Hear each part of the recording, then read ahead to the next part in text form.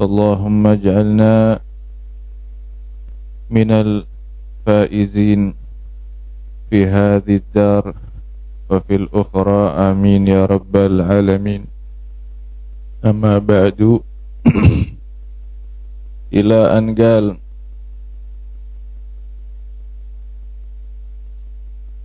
الثالث التقاء بشرتي رجل وامرأة كبيرين أجنبيين من غير حائل.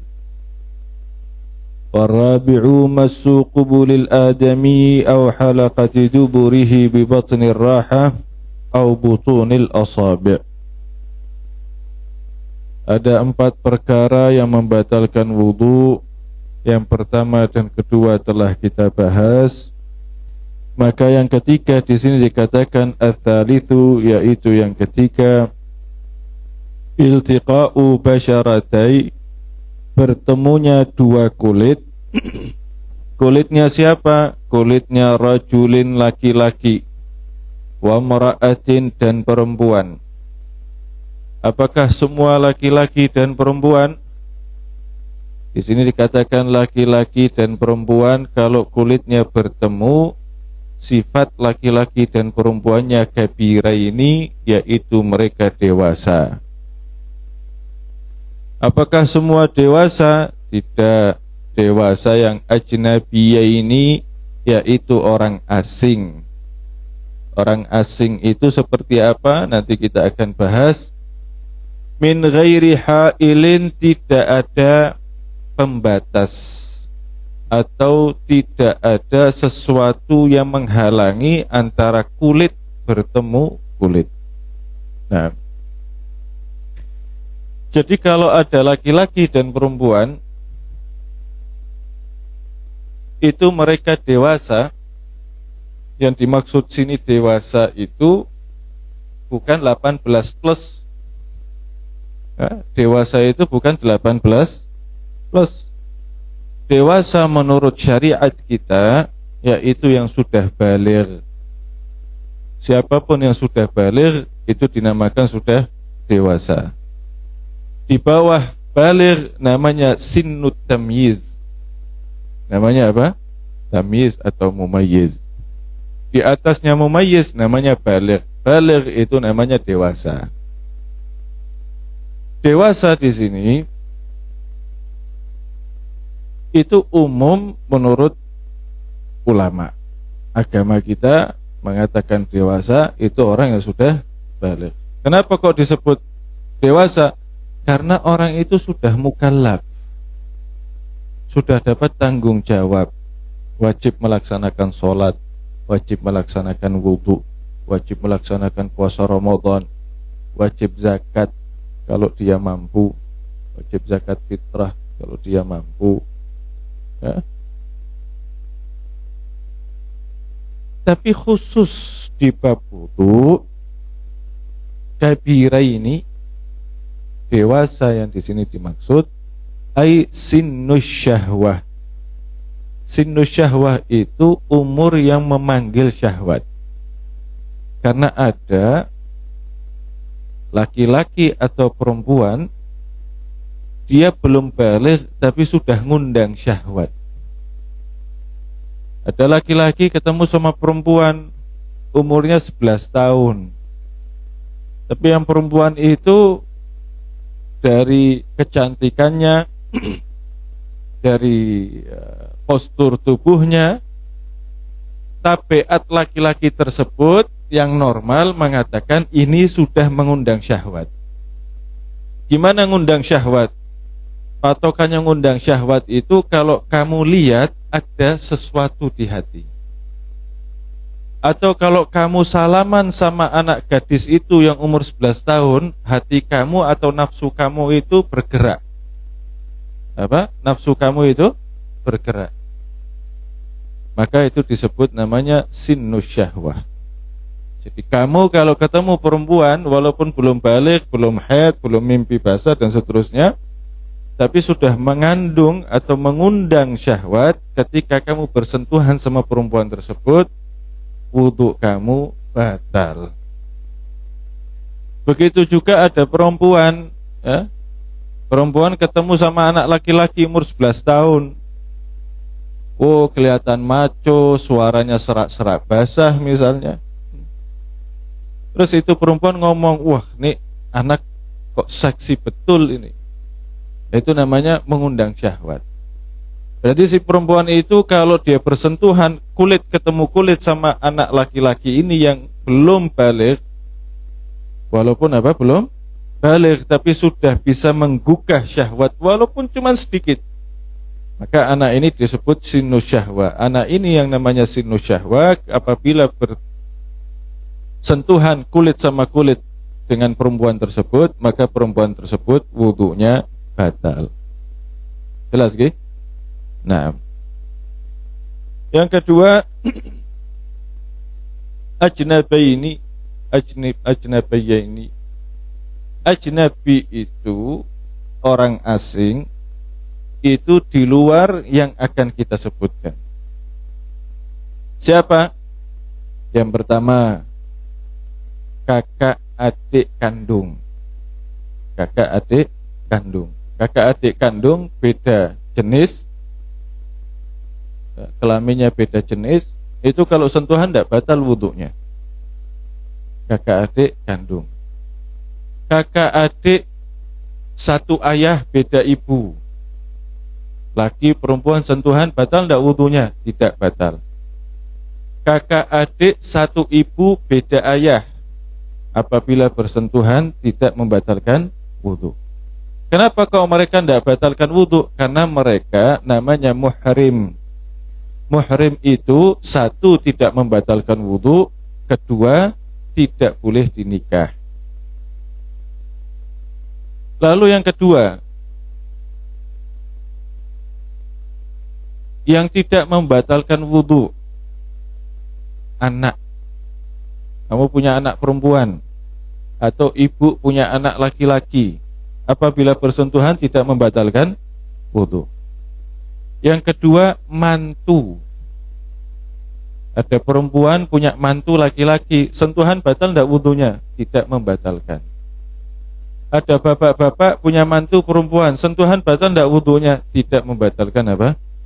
Wudu. Lalu yang ketiga, ada saudara sesusuan namanya. Saudara sesusuan. Misal saya pernah disusui sama satu wanita namanya Maryam. Sekian tahun kemudian Maryam ini menyusui Ustadz Ahmad. Ya. Kalau seandainya saya perempuan atau Ustadz Ahmad perempuan, saya sama Ustadz Ahmad bersentuhan, batal tidak wudunya? Tidak batal wudu, karena satu ibu susuan. Sampai sini jelas? Jelas ya. Kalau fuqaha itu memecah detil 7, 7, 4. Jadi jumlahnya 14 tambah 4 ada 18. Cuman untuk biar kita paham gampang itu seperti itu. Yang pertama siapa? Kakak adik. Yang kedua anak. Yang ketiga saudara sesusuan. Kakak adiknya tadi diperinci, mau itu kandung, mau satu ayah, mau satu ibu, sama hukumnya. Terus tadi mantu juga tidak membatalkan apa? Wudu. Kalau sekarang ponakan gimana hukumnya? Karena tadi kakak adik tidak membatalkan wudu, maka turunnya juga tidak membatalkan wudu. Bapak sama ibu tidak membatalkan wudu, berarti bapaknya bapak, ibunya bapak, bapaknya ibu, ibunya ibu juga tidak membatalkan wudu. Jelas buatan lagi. Sama ponakan. Saya punya adik, adik saya punya anak perempuan. Sentuhan sama saya batal enggak wudunya? Enggak batal wudu, karena enggak boleh dinikah. Enggak boleh apa? Dinikah. Tapi kalau sepupu gimana? Bapak saya punya kakak atau adik. Misalkan abah saya namanya Umar, punya kakak namanya Abdullah. Abdullah ini punya anak perempuan. Saya sama anak perempuannya Abdullah, paman saya, batal enggak kalau suntuhan? Batal. Kenapa kok batal? Karena boleh nikah. Tapi posisinya kan kalau secara nasab adik, betul secara nasab dia kakak malah, karena dia putrinya kakaknya bapak. Jadi secara nasab walaupun umurnya lebih muda, maka dia apa? Kakak saya. Artinya dalam penghormatan saya menganggap dia apa? Kakak. Tapi ketika nikah ya ndak ada kakak-kakaan, jadinya apa? Istri. Masa wis dadi bojo dadi kakang ya wis ora dadi. Wong arep njaluk kopi rikuh-rikuhan wong kakang dikongkon. Nah, jadi kalau ponakan secara langsung itu tidak membatalkan. Tadi sepupu membatalkan enggak? Membatalkan. Berarti kalau sepupu punya anak kan jadi ponakan saya ini. Batal enggak? Batal.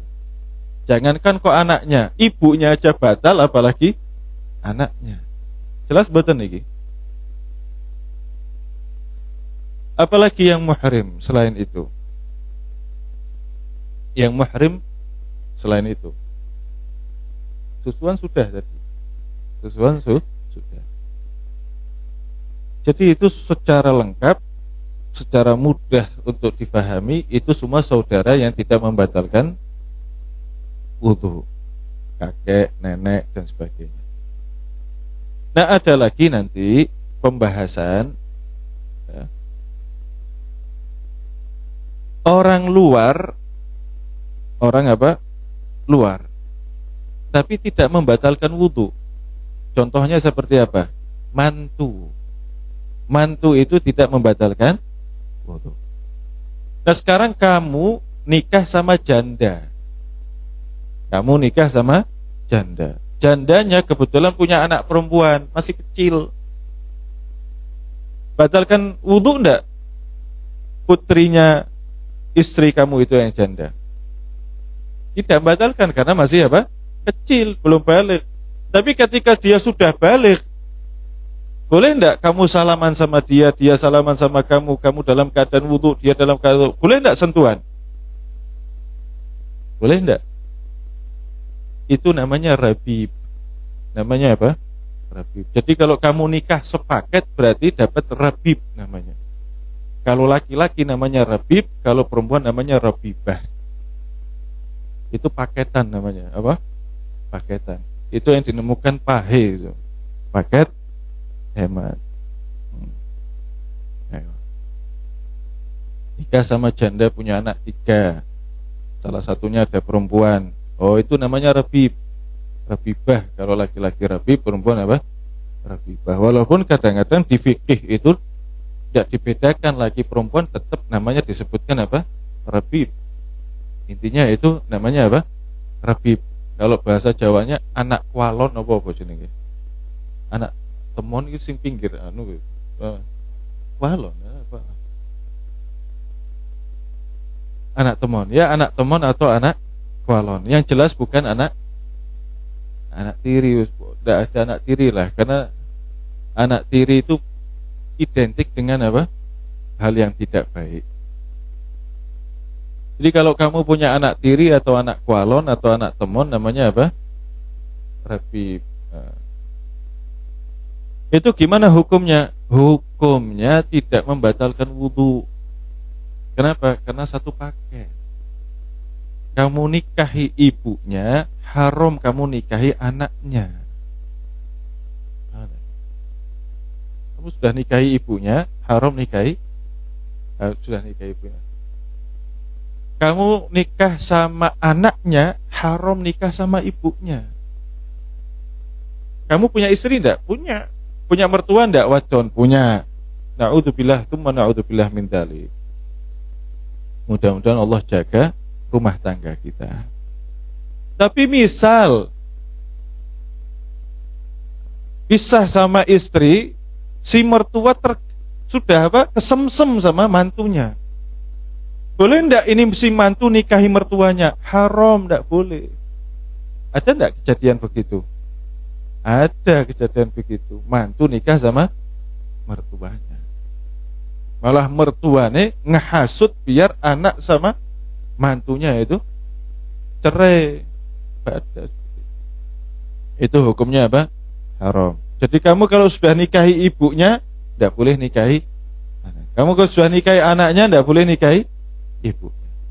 Memang ada pembahasan fikih, kamu itu kalau nikah sama ibunya masih punya kesempatan nikah sama anaknya. Bagaimana? Ada syaratnya, ada keadaannya. Kalau kamu nikah sama ibunya tapi belum ngapa-ngapain, nikah tok, angkah tuka gobil tu tazwija, orang ngapa-ngapa ke sama ibunya, terus pisah sama ibunya, boleh ndak nikahi sama anaknya? Boleh, ya boleh. Berarti ibunya tadinya bukan muhrim, ketika kamu nikahi anaknya jadi apa? Muhrim. Sampai sini jelas? Nah sekarang kamu sama istrimu muhrim apa enggak? Bukan muhrim. Kalau muhrim enggak boleh nikah. Berarti kalau kamu punya wudu, terus kesentuhan sama istri, wudunya apa? Batal. Jelas ya? Oh, nggak apa-apa. Loh kok nggak apa-apa? Kan kami muhrim. Loh kok kami muhrim? Ini salah gue. Nah sekarang sama ipar gimana hukumnya? Saya beristri, istri saya punya kakak adik perempuan. Kakak adik perempuannya jadi siapanya saya? Jadi ipar saya. Kalau sentuhan sama ipar saya, batal enggak wudu saya? Kan kakak adiknya istri loh ini. Batal, lu karo bojo be batal apa maning karo kakak adine kok lho. Tapi boleh enggak saya nikahi ipar saya? Loh kok boleh?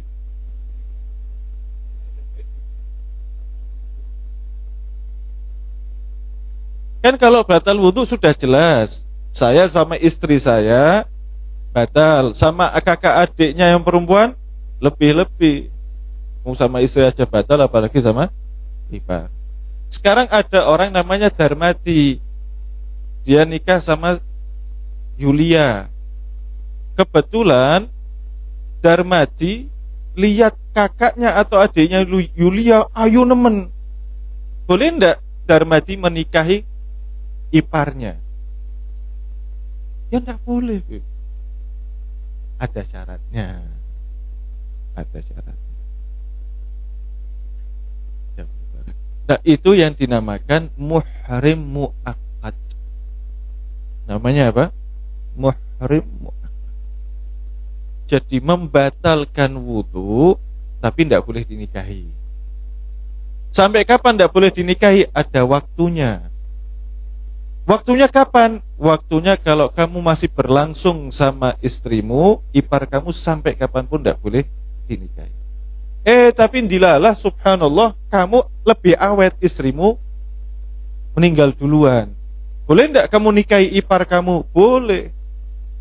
Wisin bahasa wong Jawa turun ranjang munggah ranjang. Nek karo adine berarti mudun ranjang, karo kakange munggah ranjang. Sementing aja mlebu kolong bae. Jelas ya? Baik. Itu yang disebut namanya muhrim muakkad. Ini yang jarang dibahas. Yang jarang dibahas ini. Darmadi nikah sama Yulia. Yulia meninggal. Atau na'udzubillah min dzalik, Darmadi sama Yulia bercerai. Kapan dia boleh menikahi iparnya? Kapan dia boleh? Nunggu iddah istrinya selesai. Itu yang dinamakan iddatur rajul. Laki-laki wong lanang anak iddah. Aja dikira sing iddah wong wadon tok, lanang duwe iddah. Kapan laki-laki iddah itu? Kalau mau naik ranjang, turun ranjang wajib iddah. Iddahnya gimana? Yang ngikuti. Kalau iddatul talak, kalau iddahnya iddah cerai, berarti dia ngikuti hitungannya, hitungan iddah cerai. Kalau wafah, meninggal, mati, maka dia ngikuti iddahnya iddah mati. Jelas ya? Yang kedua, iddahnya lagi kalau dia sudah nikah, punya 4 istri, salah satu ada yang meninggal atau cerai, terus dia mau nikah lagi, boleh enggak? Boleh, kan jumlahnya kan jadi 3, tapi dia wajib iddah dulu. Wajib apa? Iddah dulu. Iddahnya ya tergantung, kalau istrinya cerai ya dia ngikuti iddah cerai, kalau istrinya meninggal ya dia ngikuti iddah meninggal, begitu. Jadi ini agama semuanya ada aturannya. Ada apa? Aturannya dan teratur. Nah, saya kira masalah muhrim bukan muhrim sudah sami paham nggih? Sami paham nggih? Nah, nanti kalau misal mau dipertanyakan, mau lebih detail lagi, nanti bisa tanya jawab. Jadi itu laki-laki sama perempuan bersentuhan kulitnya yang dewasa atau mengundang apa? Syahwat, lalu ajnabi, bukan muhrim. Yang terakhir syaratnya tidak ada hail. Hail misalnya pakai baju. Syaratnya tadi sudah ada semua, tinggal yang terakhir ini. Kamu lagi jalan bersentuhan sama perempuan, bukan siapa-siapanya kamu ini. Maksudnya bukan muhrim kamu. Kalau baju ketemu baju, tidak jadi masalah, tidak membatalkan wudhu. Tapi kalau misalkan salah satu kulitnya, mohon maaf, kedua-duanya yang ketemu kulitnya, maka membatalkan apa? Wudhu. Tapi yang satu pakai kulit, yang satu pakai kain, batalkan wudhu enggak? Enggak.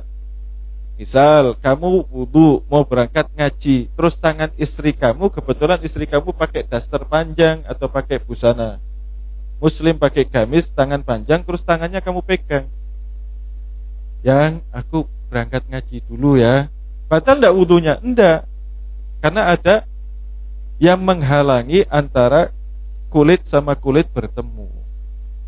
Jelas ya? Jadi kalau kulit sama kulit itu membatalkan wudhu. Sampai sini jelas? Nah, sekarang kita mau bahas kulitnya. Yang membatalkan itu kulit ketemu sama kulit. Berarti kalau selain kulit membatalkan wudhu enggak? Tidak. Apa selain kulit? Rambut. Rambut itu bukan kulit. Gigi. Gigi kulit apa bukan? Kalau gusi kulit, hukumnya hukum kulit. Kalau gigi, kuku kulit apa bukan? Bukan. Itu rambut, gigi, kulit disebut a'dha'un zaidah, anggota tubuh yang lebih. Artinya kalau ada orang anggota lebih itu, maksudnya kalau ada orang tidak memilikinya tidak disebut cacat. Wong duwe rambut apik apa ora? Apik. Tapi jangan salah, ana wong luweh ganteng dong botak. Artinya rambut ada mbak, tidak ada, tidak menjadi penyebab orang itu menjadikan dia apa? Cacat. Iya, dia tetap manusia utuh maksudnya. Itu manusia utuh. Ada orang tidak punya gigi. Pernah tidak ada orang cacat, orang duwe untu? Ya orang kan. Jadi tidak punya gigi. Gigi itu disebut a'dha'un zaidah, anggota tubuh yang apa? Lebih. Termasuk kuku. Ada orang kukunya panjang-panjang, terus kena kukunya istri kamu, kukunya panjang, kamu kena kukunya, batal tidak wudhunya? Tidak batal, karena kuku namanya a'dha'un zaidah. Jelas ya? Nah, ini ada anggota tidak lebih, tapi juga tidak batalkan wudhu. Apa itu? Al-'adhumu, tulang. Ada orang, naudzubillah min dzalik, tulangnya keluar dari kulit. Kamu kalau nyentuh tulangnya, batal tidak wudhunya? Tidak batal, karena yang disentuh tulangnya, bukan apa? Kulitnya. Sampai sini jelas? Nah, saya kira cukup sampai sini. Yang rabi', yang keempat, masu qubulil adami au halaqati duburihi bi batnir rahati au butunil asabi'. Yang keempat yang membatalkan wudu yaitu menyentuh kemaluan manusia. Menyentuh kemaluan manusia. Kemaluan depan ataupun belakang. Menyentuh kemaluan depan atau belakang manusia, laki-laki ataupun perempuan, diri sendiri atau orang lain, itu membatalkan wudu. Istri kita suka nyeboi anak kita yang kecil. Dalam keadaan wudu, anak kita diceboi, istri kita otomatis wudunya apa? Batal. Kita nyeboi anak kita, wudu kita juga apa? Batal. Kenapa? Karena kita menyentuh kemaluan manusia kecil maupun besar, termasuk orang tua kita sendiri. Misal ada anak bekti betul sama orang tuanya, kebetulan orang tuanya tidak bisa cebok sendiri, maka dicebokkan sama anaknya. Anaknya ketika nyebokkan itu dalam keadaan wudu, gimana hukum wudunya? Wudunya batal. Ada perawat rumah sakit bawa pasien, mau ndak mau perawat ini yang nyebokkan, gimana hukumnya? Atau memandikan orang sakit di rumah sakit, gimana itu hukumnya? Kalau dia menyebokkan, menyentuh pupul sama dubur, itu membatalkan apa? Wudu. Nah, sekarang yang mau kita bahas nyentuhnya. Yang membatalkan wudu itu dikatakan kalau menyentuhnya dengan telapak tangan secara langsung. Jadi kalau seandainya pakai sarung tangan, tidak membatalkan wudu. Kalau tidak pakai sarung tangan, membatalkan wudu. Seluruh telapak tangan bahkan sampai jari jemari. Berarti kalau menyentuhnya tidak pakai telapak tangan, pakai apa? Punggung telapak tangan, maka punggung telapak tangan itu tidak membatalkan wudu. Yang membatalkan wudu apa namanya?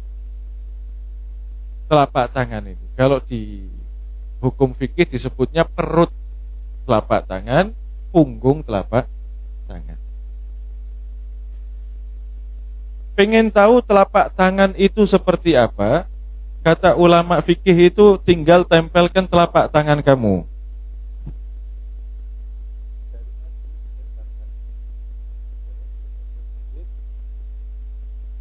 Ini semua yang tidak nampak namanya telapak tangan. Yang nampak namanya bukan telapak tangan. Jadi kalau kamu mandi, ya, terus setelah mandi pakai celana, kok kesentuh, ya, kalau sama istrinya batal lah. Ini kan sendiri.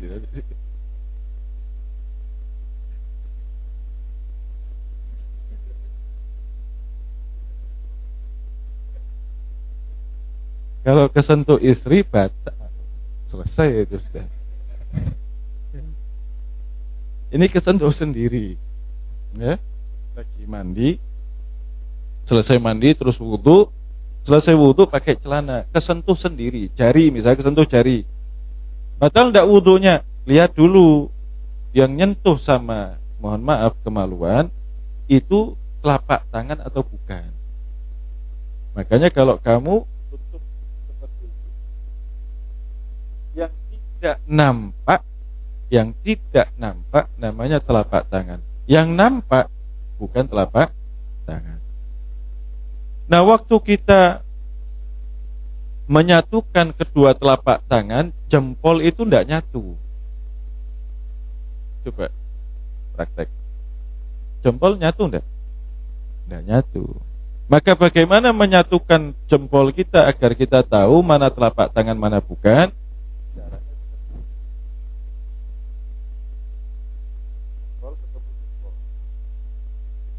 Yang kelihatan namanya bukan telapak tangan. Yang kelihatan namanya bukan telapak tangan. Yang tidak kelihatan namanya telapak tangan. Sampai sini jelas? Insya Allah. Nah, saya kira tentang wudu sudah selesai. Hal-hal yang membatalkan wudu ada 4 perkara. Ini semua sudah kita bahas secara mendasar tapi detail, belum sampai secara luas betul, karena setiap kita kalau ngaji kitabnya ini ya kelasnya seperti ini. Naik kitab lebih tinggi, pembahasan lebih luas lagi. Naik lebih tinggi lagi, pembahasannya lebih luas lagi. Jelas ya?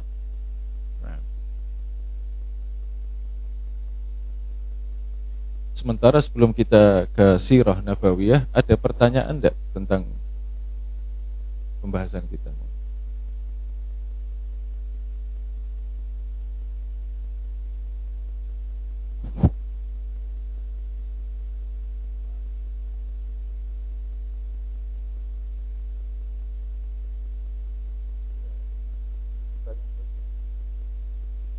Ini ada pertanyaan, yang dinamakan saudara sesusuan itu yang seperti apa? Berapa kali jumlah menyusuinya?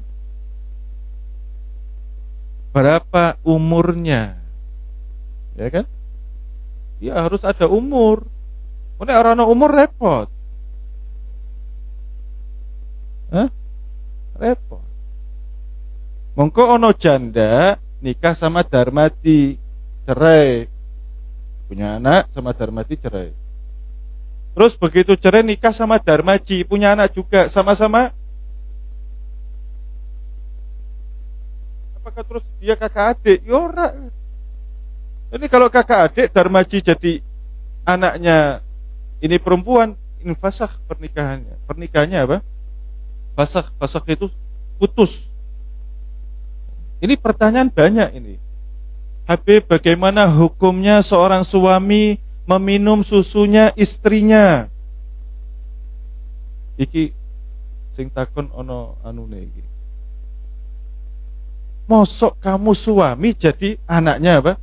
Istri lewat minum asinya anakmu, ora mungkin itu. Jadi tidak mungkin itu. Nah, terus bagaimana patokannya? Ini pertanyaan Mas Saiful sangat bagus. Yang pertama, kata ulama, nyusunya minimal 5 kali. Yang pertama, nyusunya minimal 5 kali. Minimal 5 kali, harus ada jedanya. Harus ada apa? Jedanya. Jedanya itu paling sebentar seperti apa? Paling sebentar seperti orang yang lagi ganti lampu. Paling sebentar seperti orang ganti lampu gambarnya. Terus umur yang disusui itu bisa jadi anak umurnya berapa? Maksimal umurnya 2 tahun hijriyah. Jadi kalau lebih dari 2 tahun hijriyah, orang jadi anak. Paham ya? Jadi kamu misal kelek 7 kali misalnya dan berjeda, orang-orang jadi anaknya orang.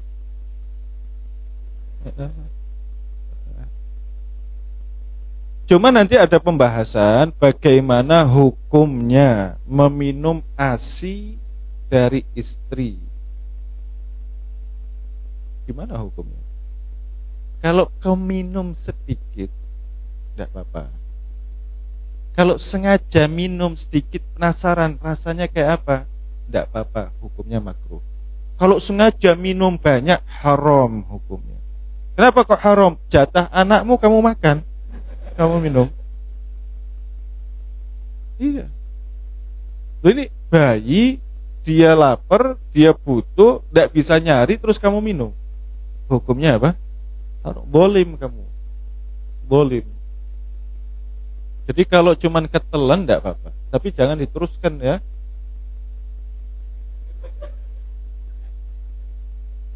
Kalau ketelan sedikit tidak apa-apa. Ketelan sedikit tidak apa-apa. Ketelan sama ditelan beda ya. Kalau ketelan tidak sengaja mengkonsumsinya. Kalau sengaja menelan berarti sengaja mengkonsumsinya, itu yang beda. Dan yang terpenting, kamu bukan anak istrimu sampai kapanpun. Nah,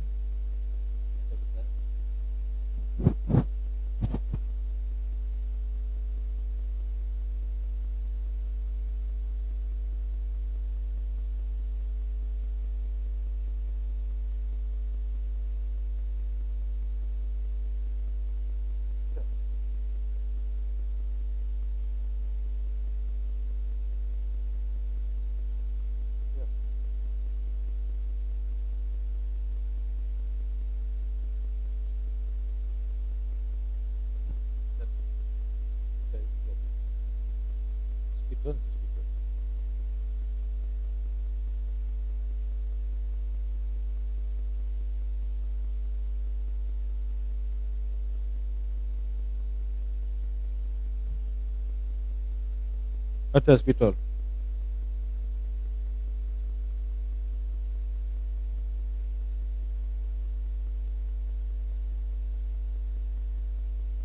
Kalau tidak ada gini, saya kasih gambaran gini.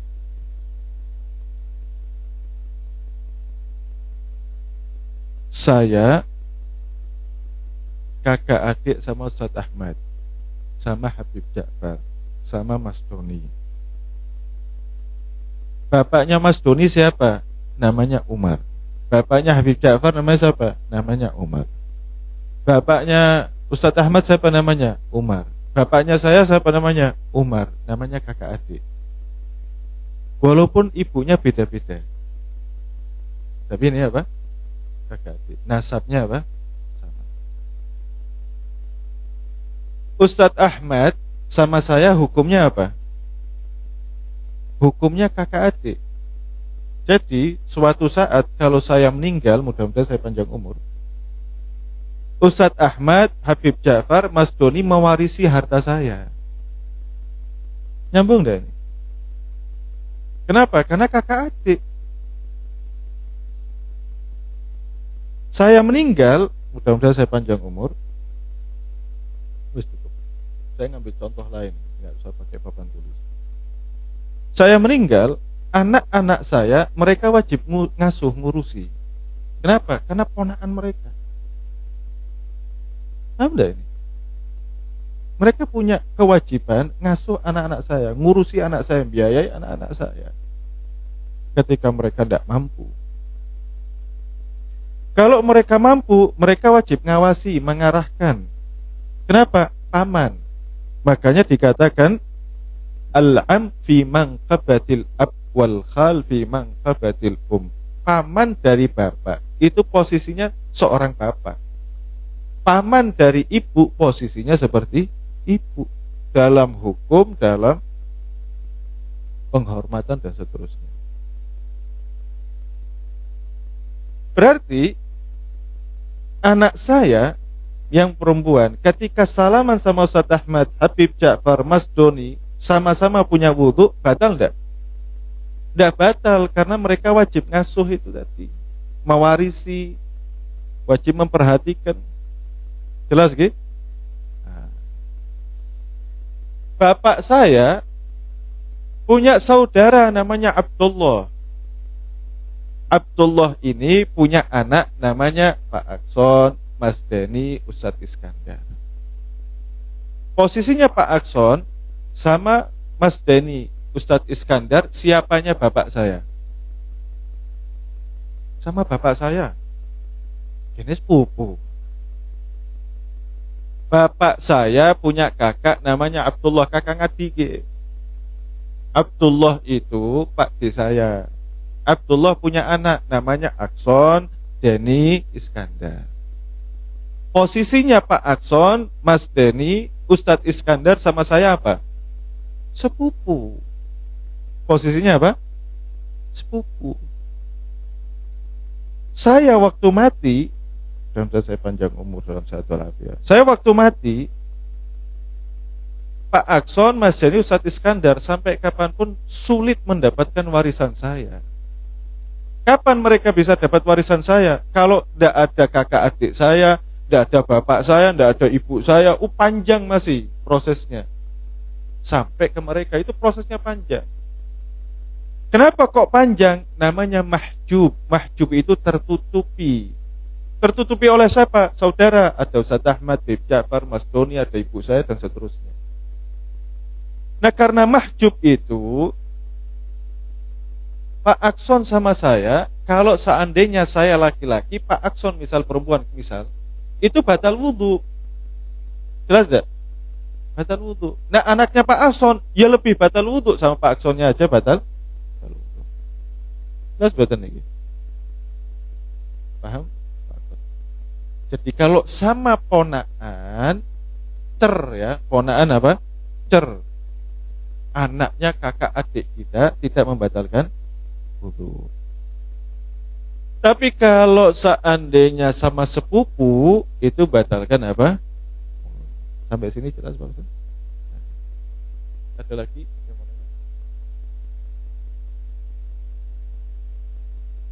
Yo, kaget.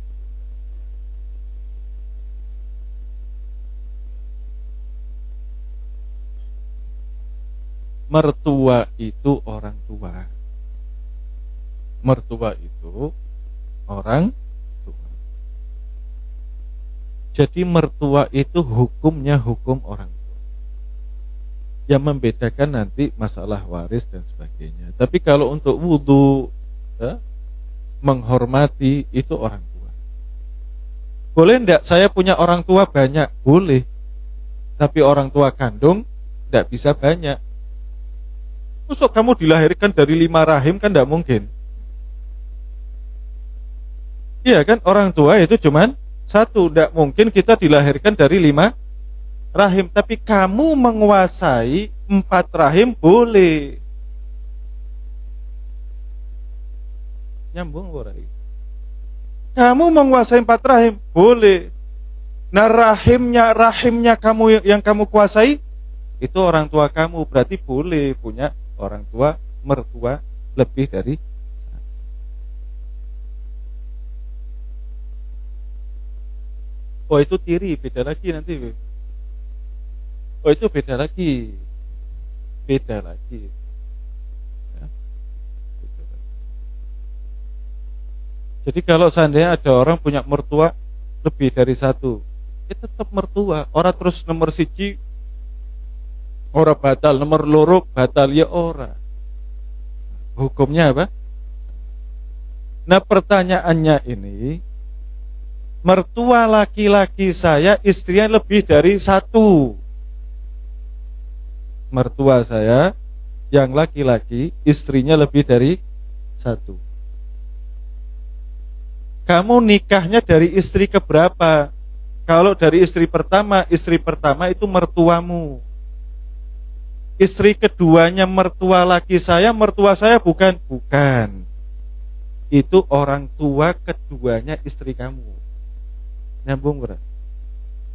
Jadi kalau mertua laki-laki kamu nikah lagi sama perempuan, kamu sama perempuan tersebut batal wudu. Batal apa? Berarti nek mau ono anak kwalon, ini berarti apa? Mertua kwalon.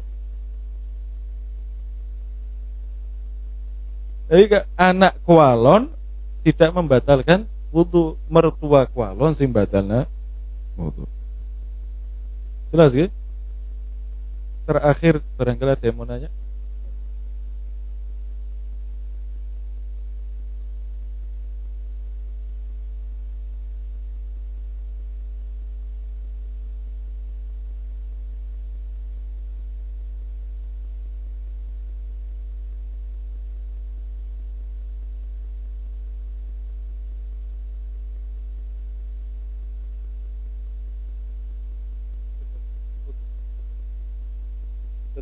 Namanya sepupu mau dari jalur bapak, jalur ibu, jalur satu nasab, satu pohon tetap membatalkan wudu. Seperti pohon. Satu pohon beda ranting, rasa buahnya beda. Ya, satu pohon beda ranting, rasa buahnya apa? Beda. Nah itu kalau pembahasan wali nikah panjang lagi nanti. Nanti ada wali ab'ad, ya, ada wali apa? Ab'ad. Wali ab'ad itu siapa? Oh, ada pembahasannya. Nanti kalau tidak ada wali ab'ad, lari ke wali hakim. Wali ab'adnya ada, tapi gila. Wali ab'adnya ada, tapi budak. Wali ab'adnya ada, tapi kalau ngomong gagap. Apakah berpindah? Itu panjang pembahasannya. Intinya, kalau masalah wali-wali, itu ada di bab apa? Nikah. Nanti selesai dari ngaji, kalau mau bahas tentang wali, sepupu boleh tidak jadi wali dan seterusnya, itu insya Allah selesai ngaji ditanya jawab atau sambil apa? Sambil ngobrol itu kita akan bahas. Nah, saya kira cukup ya. Nah, nanti kalau ada pertanyaan lagi tentang fikih bisa sambil ngobrol. Nah, sekarang kita mau bahas sirah nabawiyah. Al-Fatihah.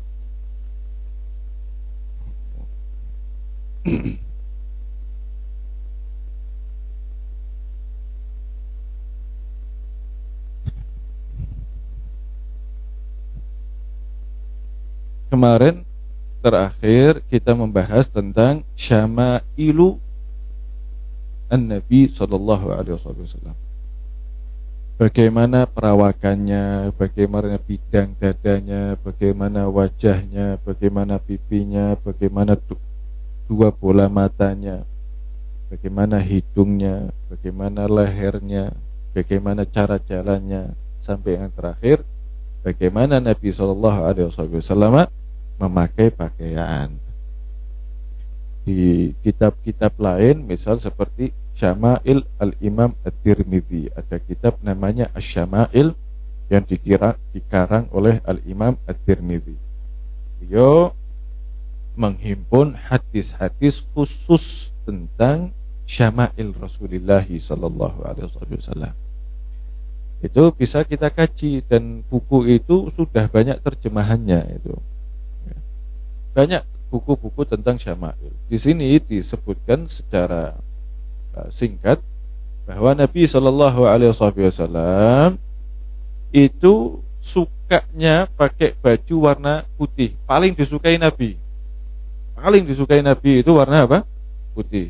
Libasul bid, warna putih. Dan ternyata warna putih itu boleh browsing lah ya. Pulang dari sini boleh googling, browsing manfaat memakai baju warna putih. Di antaranya orang yang suka memakai baju putih itu wajahnya akan lebih cerah. Sering dia pakai warna putih, wajahnya akan lebih cerah. Yang kedua, orang yang suka memakai baju-baju putih itu akalnya, pikirannya itu akan lebih fresh ketimbang dia memakai warna-warna yang pekat. Yang ketiga, baju putih itu ada asror, ada rahasia-rahasia ilahi. Yang penting kamu pakai baju putihnya itu baju putih yang agamis. Jangan baju putih terus nganggone APBD misalnya. Tidak ada asror, tidak ada apa. Malah medeni. Baju putih ya, mengaji pakai baju putih, sholat baju putih, Jumat disunnahkan pakai putih, kopiahnya putih, bajunya juga putih. Kalau mau pakai sarung putih disunahkan juga sarungnya putih. Tapi kalau pakai sarung putih, kalau bisa dilapisi celana panjang. Jangan pakai sarung putih orang nganggo celana panjang. Dan baju putih itu meminimalisir cahaya yang dipantulkan oleh matahari secara negatif. Apapun itu namanya. Apapun itu namanya. Dan banyak hal memakai baju putih. Yang terpenting dari itu semuanya, baju putih sunnahnya Nabi Muhammad sallallahu alaihi wasallam. Baju warna putih yang disenangi oleh Nabi Muhammad sallallahu alaihi wasallam. Ini yang paling penting. Lalu yang kedua, Nabi sallallahu alaihi wasallam itu kalau pakai baju paling disenangi kamis. Kamis itu baju terusan. Dimaksud kamis di sini baju apa? Terusan sampai kepada mata kaki. pakai baju dari mulai pundak sampai ke mata kaki, itu namanya gamis. Jadi gamis. Kalau kamu pakai gamis niatnya sunnah Nabi SAW, atau kamu suka pakai gamis karena sunnah Nabi, setiap kamu pakai gamis dapat pahala. Makanya banyak habaib ataupun kiai itu pakai gamis sampai dalam keadaan tidur. Makanya ada gamis khusus buat tidur. Jadi tidurnya pun doanya doa Nabi, posisinya seperti posisi Nabi, ketenangan hatinya seperti ketenangan Nabi SAW, mengikuti sunnah-sunnahnya, termasuk sampai rasukan pakaiannya pakai gamis seperti senengannya apa? Nabi Shallallahu Alaihi Wasallam. Jadi gamis itu hukumnya apa? Sunnah. Hukumnya sunnah. Loh, gamis itu kan pakaian Arab. Enggak. Gamis itu yang kami pakai itu bukan pakaian budaya. Yang kami pakai bukan pakaian budaya. Kan itu Arab. Kalau Rasulullah itu diturunkan di Indonesia, apalagi di Jawa, pasti pakai belangkon. Oh, kamu salah besar. Kamu memahami Nabi diatur oleh kultur. Nabi tidak diatur oleh kultur. Nabi yang mengatur kultur. Nabi yang memperindah kultur. Jadi Nabi mau diturunkan di mana aja, walaupun di Eropa, di Afrika, kalau tuntunannya dari Allah itu gamis, ya gamis. Nabi itu tidak berbicara, tidak gerak kecuali wahyu dari Allah. Itu loh cara memahaminya. Paham enggak? Jadi besok-besok kalau kamu Jumatan, pergi kemana-mana pakai gamis, lu kayak Arab, balik haji ya Pak, misal. Oh enggak mas, saya pakai gamis enggak ngikut orang Arab. Saya sama Arab jauh, enggak kenal. Paspor Arab aja enggak punya, bahasa Arab aja baca enggak bisa. Loh kenapa pakai gamis? Saya pakai sunnah Nabi, bukan budaya Arab. Oh, jadi bedakan antara budaya sama sunnah nabawiyah.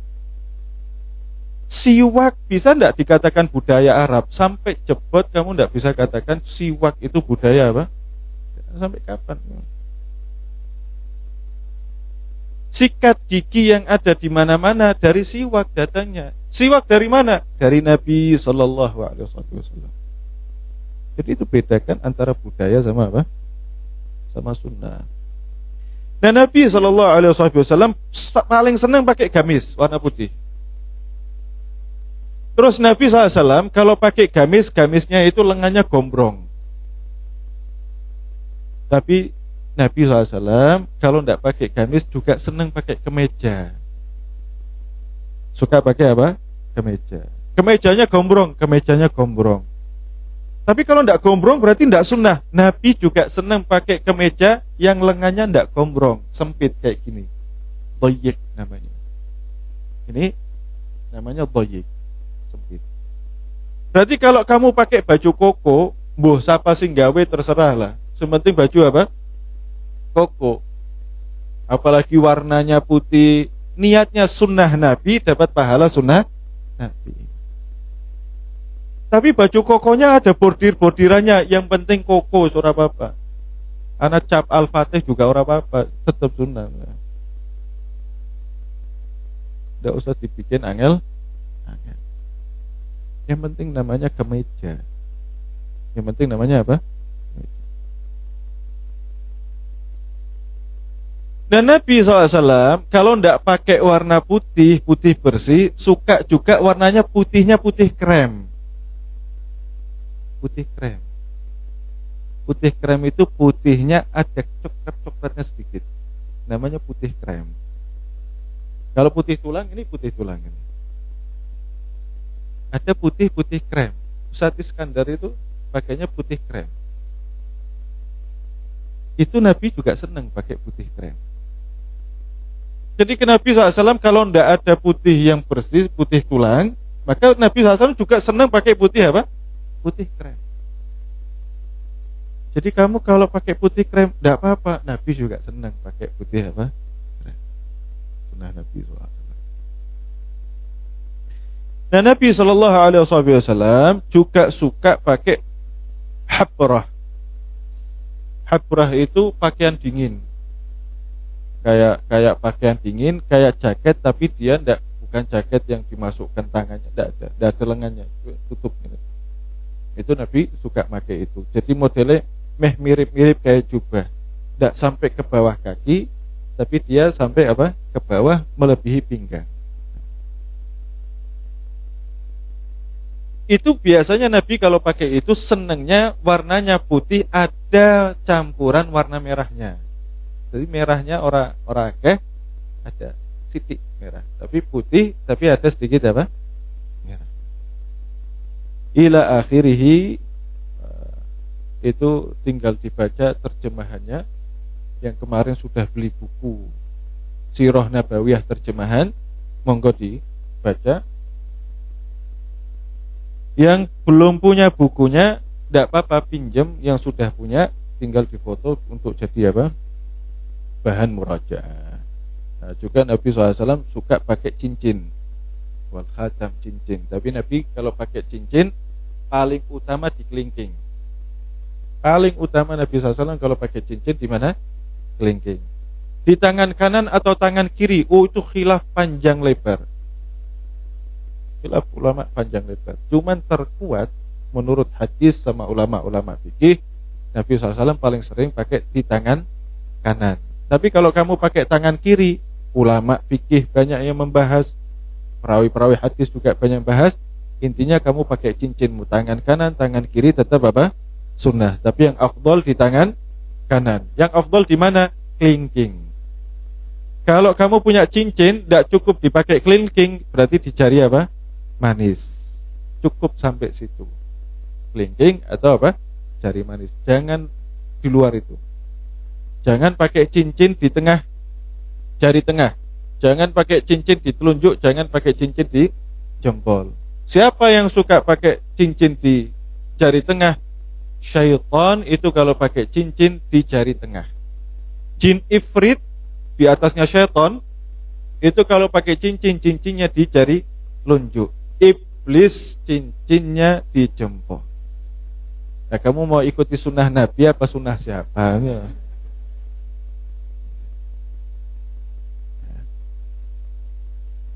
Namanya sing 5 ngungkuli kabeh kuwi. Nah, jangan nyebut nama. Nah, Nabi SAW ketika pakai cincin, kalau ndak di apa tadi namanya, kelingking atau jari manis, fos itu ininya. Mau itu bentuknya batu, mau itu bentuknya kaligrafi, itu dibelakangkan sama Nabi. Jadi yang kelihatan apa? Besinya. Tapi ketika Nabi SAW misalkan lagi berbicara terus telapak tangannya terlihat, cincinnya ikut apa? Terlihat ininya apa? Fosnya ini. Itu cara memakai cincin ala Nabi Sallallahu Alaihi Wasallam. Jelas gitu? Batunya di dalam. Lebih sering sunnah ya, sunnah itu tidak wajib. Sunnah Nabi SAW paling sering fasnya itu di dalam seperti ini. Paling sering. Tapi kadang-kadang juga dia apa? Dikeluarkan di atas untuk menunjukkan bahwa cara memakai cincin fas itu ada di dalam, itu hukumnya tidak wajib tapi sunnah.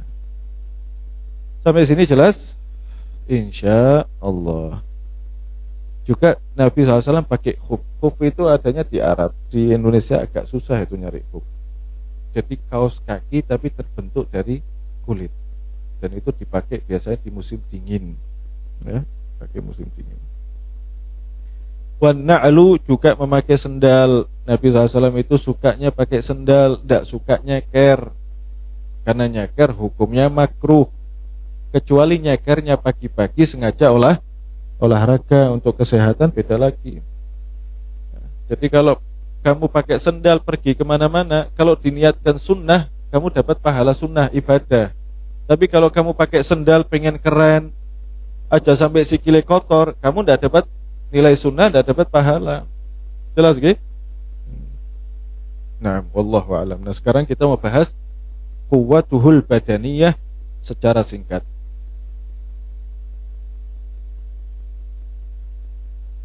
Radhiyallahu anhu wa radhiyallahu ankum. Quwwatuhul badaniyah, kekuatan kanjeng Nabi sallallahu alaihi wasallam secara fisik.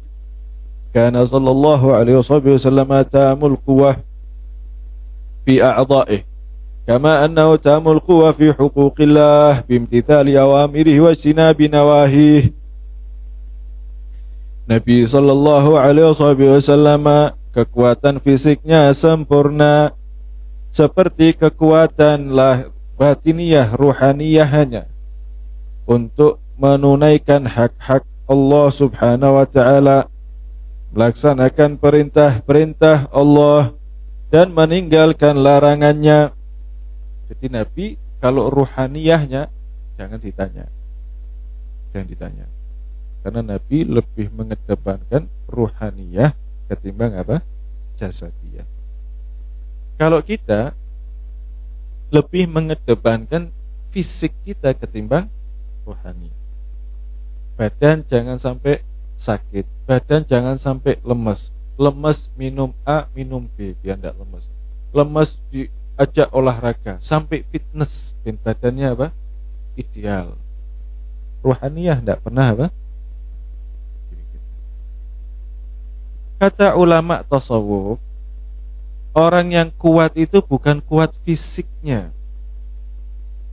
Kekuatan fisik itu bukan ketika orang bisa lari kenceng, bisa mengalahkan orang, tapi kekuatan fisik itu ketika menunaikan kewajibannya dan meninggalkan larangan Allah. Kekuatan fisikmu seperti apa? Allahu Akbar, Allahu Akbar. As-salatu khairum minan naum. Malah gulingnya dipeluk. Berarti kamu lemah, kekuatan fisikmu apa? Lemah. Jangan melakukan dosa, jangan zina, jangan ini, jangan itu. Jangan melakukan perkara-perkara mabadi'uz zina, permulaan-permulaan zina. Ketemu wong wadon ayu, iki sirah tok di wajah tok nggih wajah. Ora kuat noleh maning. Ora kuat iki. Fisike lemah. Nah, kata beliau Said Muhammad bin Ali Al-Maliki, urusan kekuatan fisik rohaniyah Nabi tidak usah diragukan, kuatnya luar biasa. Nah, fisik, kekuatan fisiknya Nabi sempurna. Waqad ja'atil akhbarid dalla ala quwwatihil badaniyah. Banyak sekali riwayat-riwayat yang menunjukkan bahwa Nabi SAW secara fisik kuat. Faqad dzakaru anna Rukana bin Abdi Yazid bin Hashim bin Muttalib bin Abdi Manaf asyaddu Quraisy ila akhirih. Ada orang namanya Rukanah. Namanya siapa? Rukanah. Rukanah itu putranya Yazid. Tadi kan kita sudah pelajari misanan, kakak adik sudah ya. Rukanah bin Yazid bin Hashim bin Abdul Muttalib bin Manaf. Rukanah bin Yazid bin Hashim bin siapa? Bin Abdul Muttalib bin Manaf. Nabi SAW bin siapa? Muhammad bin Abdul Muttalib bin Hashim, terus bin Abdul Manaf. Abdi Manaf punya putra namanya Hashim, juga punya putra namanya Abdul Muttalib. Abdul Muttalib sama Hashim kakak adik, karena kedua-duanya putranya Abdul Manaf.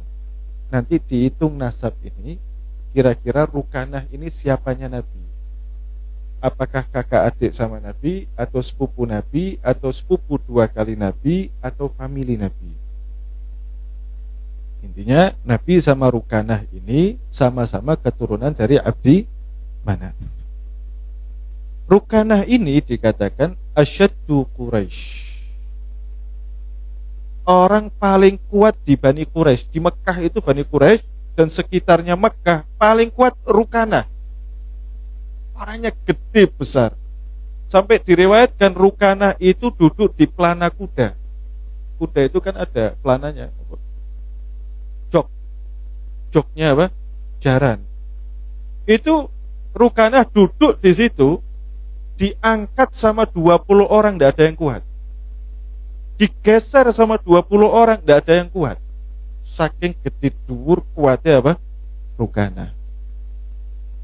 Yang kedua, Rukanah itu kalau seandainya beliau berjalan, orang yang kuatnya seperti apa, orang yang jago berantemnya seperti apapun, kalau suruh ngadepi Rukanah mundur. Oh, urusan siapa? Rukanah. Ikhlaskan aja. Rukanah.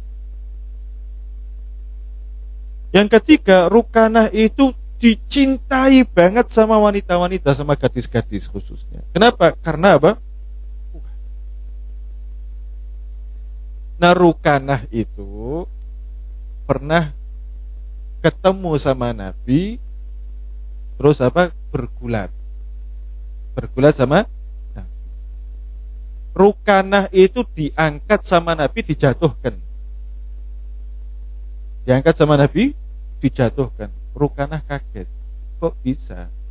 Orang sehalus Nabi, selembut Nabi, seakhlak Nabi, fisiknya bersih, tidak ada indikasi atau indikator atau kelihatan yang kira-kira orang ini tukang berantem. Tidak ada.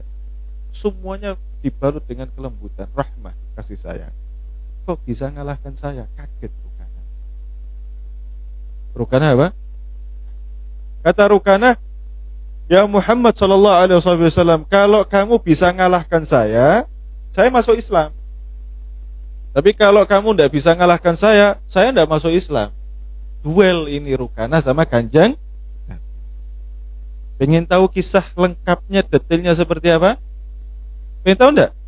Nantikan malam Kamis depan, insya Allah kita akan kisahkan secara apa?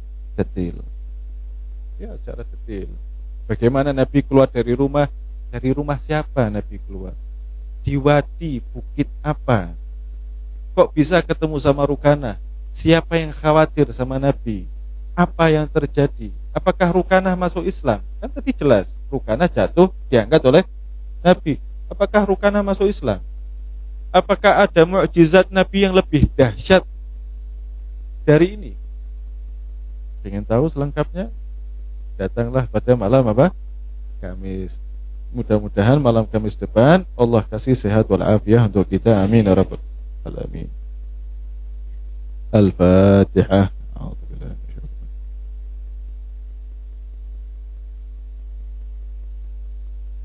أعوذ بالله من الشيطان الرجيم. بسم الله الرحمن الرحيم. إن الله وملائكته يصلون على النبي يا أيها الذين آمنوا صلوا تسليما اللهم وبارك عليه وعلى آله. يا ربنا اعترفنا بأننا اقترفنا وأننا أسرفنا على الأضاء أشرفنا فتب علينا.